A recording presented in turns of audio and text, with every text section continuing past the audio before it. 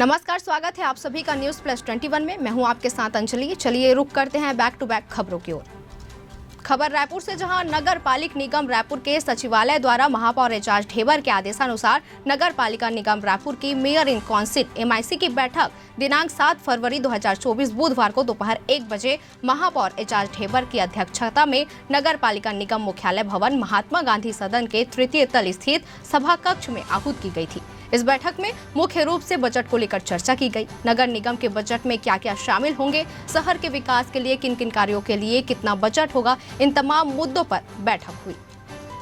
वहीं राजधानी रायपुर के वासियों के लिए एक अच्छी खबर सामने आई है, जहां आपके शहर रायपुर में ई-व्हीकल के लिए 10 ई-चार्जिंग स्टेशन लाए जाएंगे। वहीं छत्तीसगढ़ विधानसभा में आज मुख्यमंत्री विष्णुदेव साय ने बड़ा ऐलान कर दिया है। साय ने बताया है कि पिछली सरकार के दौरान लागू की गई कोल परिवहन की ऑफलाइन प्रक्रिया बंद की गई है।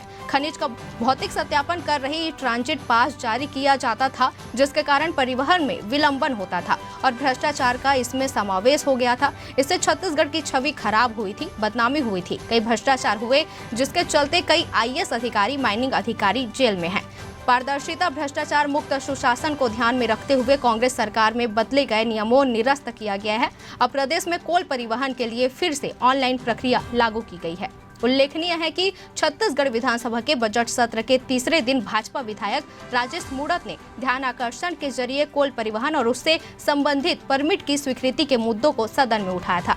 जवाब देते हुए CM विष्णुदेव साय ने कहा कि इससे संबंधित मामले की ED जांच कर रही है। वहीं छत्तीसगढ़ लोक सेवा आयोग भर्ती घोटाले में फंसे पूर्व चेयरमैन टामन सोनवानी, पूर्व सचिव जीवन किशोर ध्रुव, परीक्षा नियंत्रक सहित अन्य अफसरों और नेताओं पर बुधवार को EOW ने FIR दर्ज की है। आरोप है कि पद पर रहते हुए इन सभी ने भाई भतीजों को बड़े पदों पर चयन कराया है। भाजपा ने इस मामले को चुनाव में बड़ा मुद्दा बनाया है। साथ ही कहा है कि सरकार आएगी तो बड़ी कार्यवाही की जाएगी। इसके बाद से भाजपा ने अपने आरोप पत्र में शामिल किया था। ऐसा पहली बार हुआ है जब विधानसभा चुनाव में PSC की भर्ती मुद्दा बनी थी। वहीं पूर्व गृह मंत्री और रामपुर से विधायक रहे ननकी राम कंवर ने हाईकोर्ट में PSC में चयनित अफसरों के रिश्तेदारों की लिस्ट दी है। इसके बाद कांग्रेस ने भी पुराने अफसरों और नेताओं की वो लिस्ट सामने रखी जिनके रिश्तेदार सिलेक्ट हुए थे। जी हाँ, इसके बाद मामला सुप्रीम कोर्ट तक पहुंचा है। वहीं कांग्रेस नेता और सांसद राहुल गांधी भी भारत जोड़ो न्याय यात्रा आज गुरुवार को छत्तीसगढ़ में प्रवेश करेगी। यह यात्रा ओडिशा छत्तीसगढ़ बॉर्डर से रायगढ़ शहर पहुंचेगी। ओडिशा बॉर्डर से लगे रेंगालपाली में 3 किलोमीटर की यात्रा के साथ यह फ्लैग हैंड ओवर सेरेमनी होगा। इसके बाद दुर्रामुड़ा में यात्रा का नाइट हॉल्ट होगा। 9 से 10 फरवरी को यात्रा विराम होगा। इस बीच राहुल गांधी दिल्ली लौट जाएंगे। वे कई महत्वपूर्ण बैठकों में शामिल होंगे। इसके बाद 11 फरवरी से राहुल गांधी की यात्रा पुनः प्रारंभ होगी। पार्टी द्वारा जारी मिनट टू मिनट कार्यक्रम के मुताबिक 11 फरवरी की सुबह 10 बजे रायगढ़ शहर के गांधी प्रतिमा चौक से यात्रा की शुरुआत की जाएगी। रायगढ़ शहर में करीब 1.5 किलोमीटर की यात्रा होगी। इस दौरान राहुल गांधी जिले के भू अधिग्रहण प्रभावित किसानों और बेरोजगारों युवाओं से मुलाकात करेंगे। वही खबर है कि सूचना और प्रसारण मंत्री अनुराग ठाकुर ने कहा है कि क्वालिटी कंटेंट और मोनेटाइजेशन की बहस में न्यूज प्लेटफॉर्म की विश्वसनीयता सबसे आगे है। स्टोरी बोर्ड 18 DNPA कॉन्क्लेव और अवार्ड्स 2024 में अनुराग ठाकुर ने यह बात कही थी। अनुराग ने कहा था कि फेक न्यूज, पेड न्यूज और क्लिक बैट न्यूज न केवल सरकार के लिए बल्कि देश में विश्वसनीय समाचार मीडिया के लिए भी चिंताएं बढ़ा रही हैं।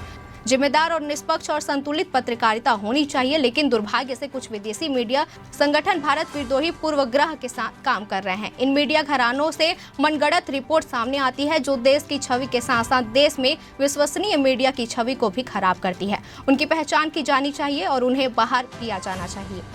वहीं अयोध्या के श्री राम मंदिर में श्री राम लला श्रृंगार अर्चना, भोग पहनावे आदि में बदलाव लाने की तैयारी की जा रही है। भगवान राम को कंदमूल, बेर सहित कई तरह के आदिवासी भोजन प्रिय हैं, इसलिए उनके 26 भोग में जंगल आदिवासियों की भोजन सामग्री शामिल की जानी चाहिए। पुजारियों के लिए नया ड्रेस कोड होगा। वे पीली चौबंदी, सफेद धोती और केसरिया पटका पहनेंगे। धर्मशास्त्रों के अनुसार पुजारियों को ऐसे वस्त्र नहीं पहनने चाहिए जिनमें पांव या सिर डालना होता है। अभी पुजारी केसरिया कुर्ता और धोती पहनते हैं। नई पूजा अर्चना श्रृंगार में उत्तर और दक्षिण भारत के मंदिरों की परंपराओं का सम्मेलन दिखाई देगा। पूजा पद्धति के लिए खास पुस्तक भी तैयार कराई जाएगी।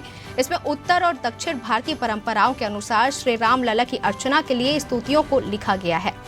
वहीं भारतीय अरबपति गौतम अडानी के लिए ये साल 2024 शानदार साबित हो रहा है। एक और जहां अडानी ग्रुप के ऊपर हिडनबर्ग का साया लगभग हट चुका था, तो वहीं गौतम अडानी की नेटवर्थ में भी खासा उछाल देखने को मिल रहा है। अब एक बार फिर से अडानी ग्रुप के चेयरमैन गौतम अडानी 100 अरब डॉलर नेटवर्थ वाले अरबपतियों की लिस्ट में शामिल हो गए हैं। संपत्ति में आए उछाल के चलते उनकी नेटवर्थ बढ़कर 101 अरब डॉलर हो गई है और अमीरों की लिस्ट में 2 पायदान ऊपर चढ़ गए हैं। ब्लूमबर्ग बिलियनियर्स इंडेक्स के मुताबिक अरबपति गौतम अडानी की संपत्ति एक दिन में ही 2.73 अरब डॉलर या करीब 22,600 करोड़ रुपए से ज्यादा इजाफा हुआ है।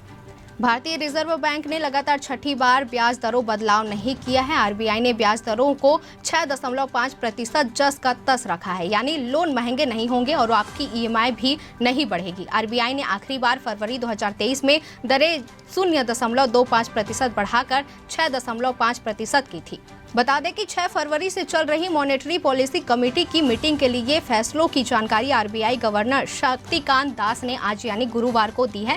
ये मीटिंग हर 2 महीने में होती है। आरबीआई ने इससे पहले दिसंबर में हुई बैठक में ब्याज दरों की कोई बढ़ोतरी नहीं की थी। आरबीआई की एमपीसी में 6 सदस्य होते हैं। इनमें बाहरी और आरबीआई अधिकारी दोनों शामिल होते हैं। गवर्नर दास के साथ आरबीआई के अधिकारी राजीव रंजन कार्यकारी निदेशक के रूप में कार्यरत हैं और Michael Devvrat Patra deputy governor के रूप में कार्यरत हैं, जबकि शशांक भिड़े, असीमा गोयल और जयंत और वर्मा बाहरी सदस्य हैं। वहीं डायरेक्टर नीतीश तिवारी की फिल्म रामायण को लेकर बज बना हुआ है। रणबीर कपूर को इसमें राम का रोल अदा करने वाले लेकिन समय समय पर सीता का रोल करने को लेकर एक्ट्रेस का नाम बदलता नजर आ रहा है। रामायण को लेकर एक नया अपडेट आ रहा है कि रणबीर कपूर इस फिल्म के लिए जी जान से मेहनत करने वाले हैं। वो ऐसे एक्टर हैं कि एक्टर सुनिश्चित कर रहे हैं कि जब फिल्म की शूटिंग शुरू होगी तो उससे पहले वो अपने होमवर्क पूरी तरह कंप्लीट कर ले, फिल्म की शूटिंग के दौरान कोई कसर ना रहे। वहीं सूत्र के हवाले से पता लगा है कि नीतीश तिवारी की टीम ने एक डिस्कशन में डिपार्टमेंट बनाया है जो सिर्फ और सिर्फ रामायण पर काम करेगा, यानी एक्ट्रेस के बोलने के तरीके, डायलॉग्स पर ये टीम काम करेगी। तो वैसे ही तमाम जानकारियों से लगातार अपडेट रहने के लिए देखते रहिए News+21, आपके हक की बात।